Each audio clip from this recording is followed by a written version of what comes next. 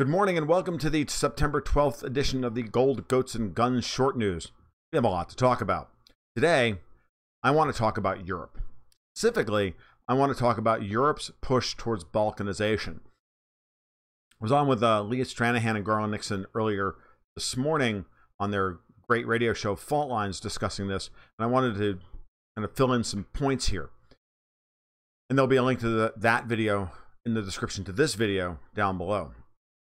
So earlier this week, we had the Swedish election results, which gave us a far larger percentage for the Sweden Democrats, who are nominally thought of as far right, when really they're just more a sovereigntist party. But anything in Europe that even reeks or sniffs even just a tiny bit of nationalism is immediately equated with far-right Nazis. This is the level of propaganda that exists in most European media. It's really terrible. I speak with a lot of people from Germany and other points across Europe, Italy and others, and they all say the same thing, that the media in Europe is very, very, very one-sided, to the point of being abusive, practically. So I'm not surprised by that. And in spite of all that, we're seeing this continued move towards quote-unquote far-right politics, when it's not really far-right. It's just anything slightly to the left of, complete friggin' socialism is labeled far-right at this point. Because the goal is the destruction of individual European cultures and individual countries via transnational political unity via the EU. So anybody who decides that, or any country that decides that it still wants to assert any amount of sovereignty, has to be labeled far right, has to be destroyed in the media, and then eventually has to be destroyed within the hallowed halls of the European Parliament. Which brings me to Hungary. Now, this morning, the big news was that the European Parliament pushed through a motion to begin Article 7 procedures, otherwise known as the nuclear option, against Hungary for refusing to take any migrants. And Viktor Orban, the president of Hungary, has been absolutely adamant that they will not take one migrant. And the standard line from effectively the Euro integrationists, the standard line is to say, well, you guys get a whole lot of money from us, Poland and Hungary and whatnot, through transfer payments internally, and you don't have a right to then not turn around and to go along with whatever we tell you to. And that's nonsense. I think Viktor Orban would be happy to trade a couple of $1 billion in transfer payments into a Hungarian economy that's doing very well, thank you very much, versus losing their voting rights within the EU. But that option's never put on the table. So this scenario is going to play itself out. Now, it's not going to go anywhere. In the same way that Angela Merkel started Article 7 procedures against Poland last year, Hungary stood up and vetoed that, because it takes a unanimous decision on a one country, one vote basis to actually invoke Article 7. It has to be a unanimous vote.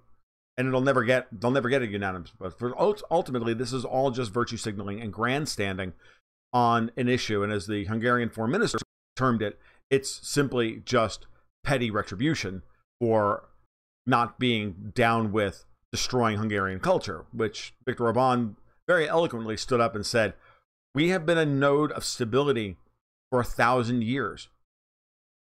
Cultural stability for 1,000 years, and we will continue to be so regardless of what you frickin' people say. You gotta love Viktor Orban. He's like my frickin' hero.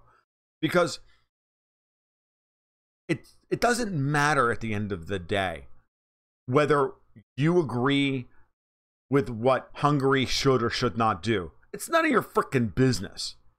And this is a very important point, and a very important point about what quote-unquote democracy does. It creates this opportunity for the majority to just simply run roughshod over the rights of individuals through the sake of tyranny of the majority, and effectively an appeal to authority logical fallacy. Well, more of us, then more of us believe we should do this than you, so therefore you get screwed. No. And the only decent thing in all of the EU structure is this unanimous vote requirement for something along these lines. Otherwise, forget it. The whole thing would just collapse. Now, watch this continue and I'll bet you dollars to dog shit that unanimous clause will go away over time.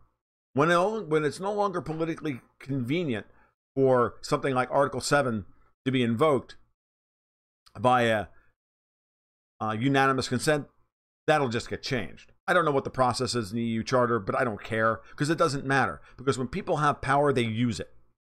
Now, the Visegrad countries, that would be Poland, Hungary, the Czech Republic, and Slovakia, will most likely band together here.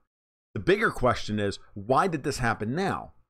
In my mind, this happens a week after Italian Interior Foreign Minister and Deputy Prime Minister Matteo Salvini, the head of the League, and Orban held a conference last Sunday saying we want a League of Leagues of sovereigntist parties across Europe to come together at the European elections, the European parliamentary elections next May, and change the structure of the European Parliament completely and overthrow the current tyranny of the kind of cartel-style grand coalition that currently stands for nothing except more EU integration at the expense of everybody else, by overthrowing effectively Jean-Claude Juncker, who I don't think is going to stand for another term anyway, because he's either a falling down drunk or he's got serious health problems, neither of which should place him in a position to run that job, be in that job for another 5 years. But then again, John McCain held on to his Senate seat well after he was dead. So, I don't put anything past these people. All right. So the timing is very interesting. It's trying to blunt any rise in quote unquote far right politics, over immigration. It's trying to blunt the rise of these sovereigntist movements. It's trying to undermine Brexit. It's trying to undermine EU budget talks, which Hungary and Italy both, and Austria, are trying to tie European Union immigration reform, Schengen reform, to the budget talks, which has got everybody's ox cord. And so I think the Hungarian foreign minister is correct in this, and this is just petty retribution for all of that. But the wild card is, like I talked about in an article I wrote last week, the wild card in all of this is Germany. Because alternative for Germany is quote unquote crossing the 16% chasm. Saw a poll earlier. It's a state poll, but it's not a national poll, but it doesn't matter. They're at 18% in one of the very important kind of centrist states. They're pushing very hard up against that 16 to 18% vote limit in Bavaria, which has got CDU leader Horst Seehofer, or former CDU leader Horst Seehofer, in a bind as to how they're going to maintain their majority in Bavaria, very politically powerful Bavaria. So if AfD crosses the chasm here, if there's more outbreaks of migrant violence in Germany, if these protests continue and Angela Merkel continues to try and virtue signal and call everybody who's not her a Nazi, AfD's popular support is going to go through the roof. And there's a long time between now and May. And it's not like they can turn around and, move them up 8 weeks earlier like they did in Italy, where the president dissolved the parliament at the earliest convenience in order to try and blunt the vote totals of both Five Star Movement and the League, who were rapidly rising in the polls. And they were able to do so to a greater or lesser degree, especially given the fact that when those elections were held, the League polled 17%, and today they're polling 35%. And that's the kind of thing that they're very, very worried about. That happens to AfD, then all of a sudden the possibility of a takeover of the European Parliament by sovereigntist parties becomes a reality. Emmanuel Macron's popularity in France is low. Poland, Hungary, Austria, Czech Republic, Bulgaria, Romania, Italy. There's a growing unrest across Europe that the way the European Union is being led is rising. And if they try to hold on to it by tightening their grip, countries will slip through their fingers. Quote Princess. Moreover, if they go full Article 7 on Hungary, expect Hungary to leave the EU. And once that starts to happen, once that process starts, all bets are off and the whole thing collapses. Then we have to start talking about the euro, the real important part.